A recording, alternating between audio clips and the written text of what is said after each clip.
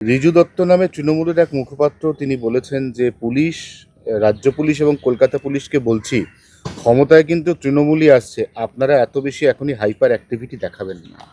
দেখুন, কে কি বলছে আর দুদিন চুপচাপ থাকুন, শুনে নিন সবার মনের কথা। কে ভয়ে বলছে, কে হতাশায় বলছে, কে একটু বেশি আনন্দে বলছে।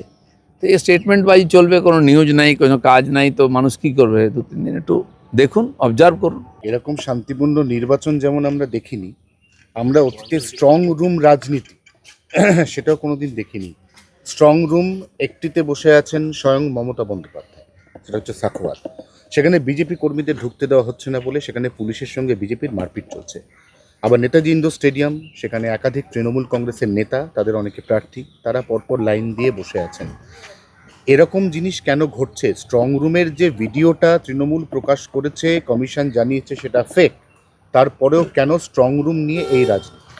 দেখুন, যতদিন টিএমসির দাপট ছিল, ওরা যা ইচ্ছা করতো, আমরা কমপ্লেন করতাম। এখন হয়ে গেছে উল্টো।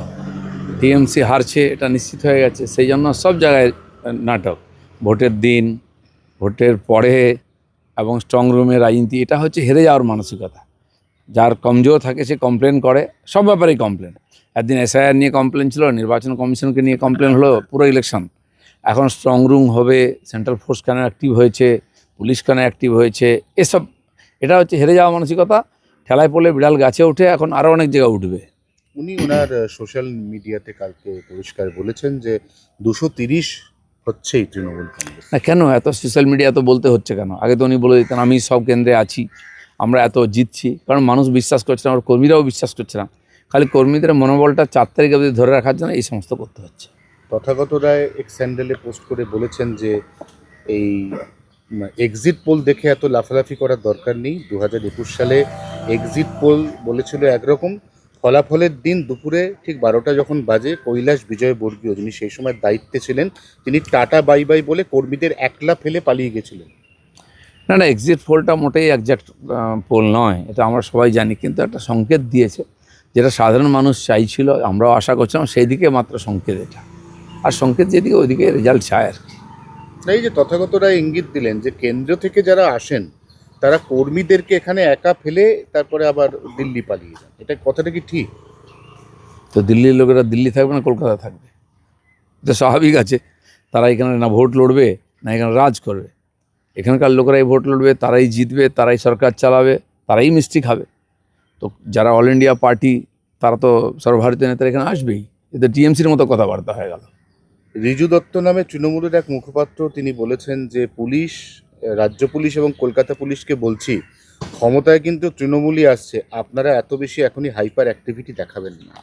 দেখুন, কে কি বলছে আর দুদিন চুপচাপ থাকুন, শুনে নিন সবার মনের কথা। কে ভয়ে বলছে, কে হতাশায় বলছে, কে একটু বেশি আনন্দে বলছে। তো এই স্টেটমেন্ট বাই চলবে, কোনো নিউজ নাই, কোনো কাজ নাই, তো মানুষ কি করবে? 2-3 দিন একটু দেখুন, অবজার্ভ করুন। আপনার নিজের কেন্দ্র অথবা এখানে আশপাশে যে কেন্দ্রগুলো রয়েছে, হুম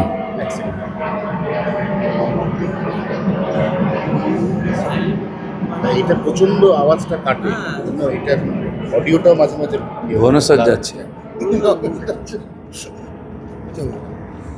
আপনার নিজের কেন্দ্র বা আশপাশের কেন্দ্রগুলোতে তো গণনা কেন্দ্র বা স্ট্রং রুম নিয়ে কোনো ঝামেলা নেই। পার্টিকুলারলি আমরা দেখছি এবারের ভোটে যাবতীয় যা কিছু হচ্ছে সেটা ভবানীপুর বিধানসভাকে কেন্দ্র করে হচ্ছে মূলত।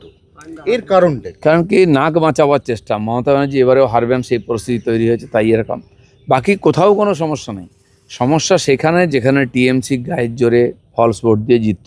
কলকাতা আশপাশ, যেটা নদিয়া অবধি, এদিকে উত্তর দক্ষিণ চব্বিশ পরগনা, হাওড়া, হুগলি, যেগুলো টিএমসির গড়, যেগুলো প্রচুর ফলস ভোট ছিল, কেটে গেছে, যেগুলো ওরা হারছে, সেইখানেও অস্তিত্ব রাখার লড়াই ওরা লড়ছে। সেই জন্য এইসব ড্রামা হচ্ছে।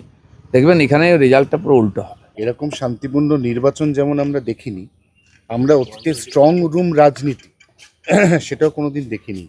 স্ট্রং রুম একটিতে বসে আছেন স্বয়ং মমতা বন্দ্যোপাধ্যায়, সেটা হচ্ছে সাখোয়ার। সেখানে বিজেপি কর্মীদের ঢুকতে দেওয়া হচ্ছে না বলে সেখানে পুলিশের সঙ্গে বিজেপির মারপিট চলছে। আবার নেতাজি ইন্ডোর স্টেডিয়াম, সেখানে একাধিক তৃণমূল কংগ্রেসের নেতা, তাদের অনেকে প্রার্থী, তারা পরপর লাইন দিয়ে বসে আছেন। এরকম জিনিস কেন ঘটছে? স্ট্রং রুমের যে ভিডিওটা তৃণমূল প্রকাশ করেছে, কমিশন জানিয়েছে সেটা ফেক, তারপরেও কেন স্ট্রং রুম নিয়ে এই রাজনীতি? দেখুন, যতদিন টিএমসির দাপট ছিল ওরা যা ইচ্ছা করতো আমরা কমপ্লেন করতাম। এখন হয়ে গেছে উল্টো, টিএমসি হারছে এটা নিশ্চিত হয়ে গেছে, সেই জন্য সব জায়গায় নাটক। ভোটের দিন, ভোটের পরে এবং স্ট্রং রুমে রাজনীতি, এটা হচ্ছে হেরে যাওয়ার মানসিকতা। যার কমজোর থাকে সে কমপ্লেন করে, সব ব্যাপারেই কমপ্লেন। একদিন এসআইআর নিয়ে কমপ্লেন ছিল, নির্বাচন কমিশনকে নিয়ে কমপ্লেন হলো, পুরো ইলেকশন। এখন স্ট্রং রুম হবে, সেন্ট্রাল ফোর্স কেন অ্যাক্টিভ হয়েছে, পুলিশ কেন অ্যাক্টিভ হয়েছে, এসব। এটা হচ্ছে হেরে যাওয়া মানসিকতা। ঠেলায় পড়লে বিড়াল গাছে ওঠে, এখন আরও অনেক জায়গায় উঠবে। উনি ওনার সোশ্যাল মিডিয়াতে কালকে পরিষ্কার বলেছেন যে 230 হচ্ছেই তৃণমূল কংগ্রেস। না, কেন এত সোশ্যাল মিডিয়া তো বলতে হচ্ছে কেন? আগে তো উনি বলে দিতেন আমি সব কেন্দ্রে আছি, আমরা এত জিতছি। কারণ মানুষ বিশ্বাস করছে না, আমার কর্মীরাও বিশ্বাস করছে না। খালি কর্মীদের মনোবলটা 4 তারিখ অবধি ধরে রাখার জন্য এই সমস্ত করতে হচ্ছে।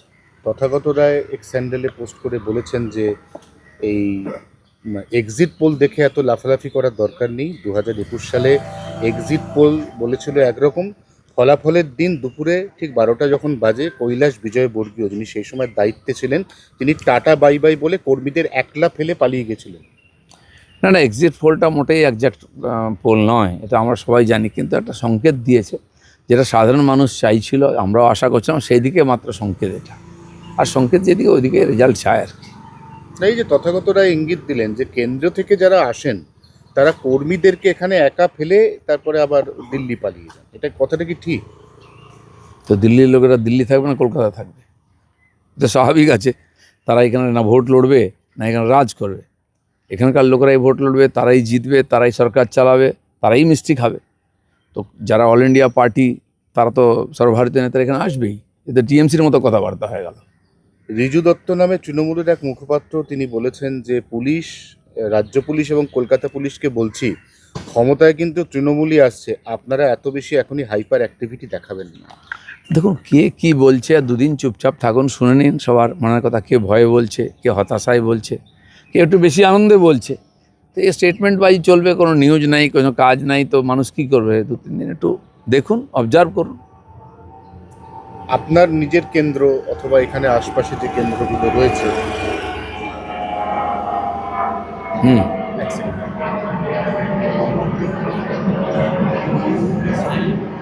এটা প্রচন্ড আওয়াজটা কাটে, এটা অডিওটাও মাঝে মাঝে ভুবনেশ্বর যাচ্ছে।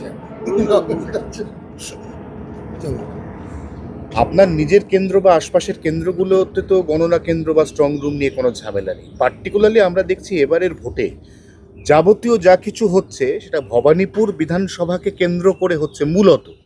এর কারণটা কি? কারণ কি, নাক বাঁচাবার চেষ্টা। মমতা ব্যানার্জি এবারেও হারবেন, সেই পরিস্থিতি তৈরি হয়েছে, তাই এরকম। বাকি কোথাও কোনো সমস্যা নেই। সমস্যা সেখানে যেখানে টিএমসি গায়ের জোরে ফলস ভোট দিয়ে জিতত।